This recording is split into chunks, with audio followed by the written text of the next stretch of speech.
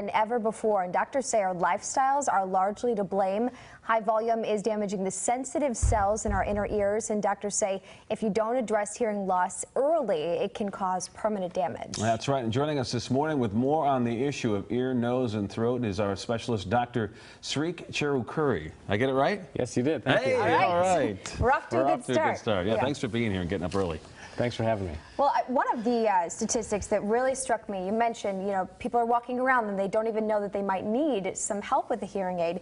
It's estimated that 36 million people in the U.S. need hearing aids. Over 77% are walking around without them. That's incredible. That's correct. There's a lot of denial. Usually we associate hearing loss with the elderly or senior population, but the fact is majority of people with hearing loss are under 65. They might be in the working world. And our body is able to compensate either by reading lips or getting other cues.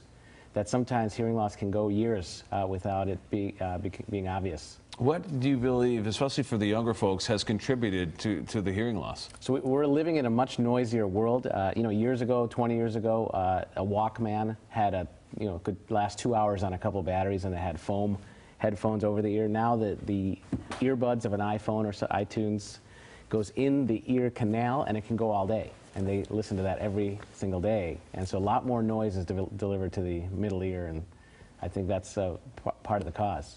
So we have all of this younger generation, listening to the iPods and whatever, and you decided, okay, well, something needs to be done because a lot of these people who might need a hearing aid cannot get it covered with their insurance. Is that correct? Right, and that's an unfortunate thing is Medicare and most insurance companies do not cover hearing aids as a disability device.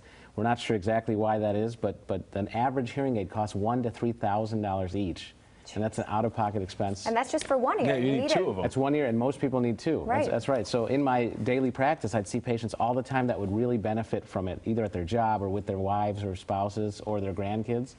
But if they couldn't afford the cost, then they went without a solution, which is really heartbreaking as a doctor. Right. Something so simple we don't have a solution for. So it kind of got me thinking there's got to be a pretty good... And that's what you designed here, right? Right. So after a little bit of research, we created what we call the MDHearingAid. Okay. And it's a very good device. It's a low-cost device. It can amplify the sounds associated with the human voice without overly amplifying background noise. And we consider it almost like a reading glasses for your ear type of scenario, where it's a non-prescription type hearing aid. And it's been very well received, and it does very well. And what does this one run as compared, you said, to $1,000 to $3,000? Right, so this is in line with more other consumer electronics. This is under $200 each.